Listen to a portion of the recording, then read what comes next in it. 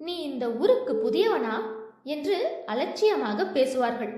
அரண்மனைக்கு வழி கேட்கிறவனை வெளியூரில் இருந்து வந்த பட்டிக்காட்டான் என்று கூட நினைத்து விடுவார்கள்.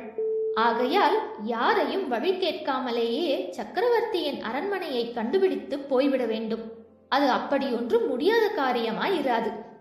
எந்த பக்கம் நோக்கினாலும் மாட மாளிகைகளின் மீது மகர தோரணங்களும் கொடிகளும் தோன்றின. வேகத்துடன் வீசிய மேல் காற்றுடன் அவை துவந்த யுத்தம் செய்து சடசட படபடவென்ற சத்தம் செய்து கொண்டு பறந்தன. புலிக்கொடிகளும் பனைக்கொடிகளுமே அதிகமாக காணப்பட்டன.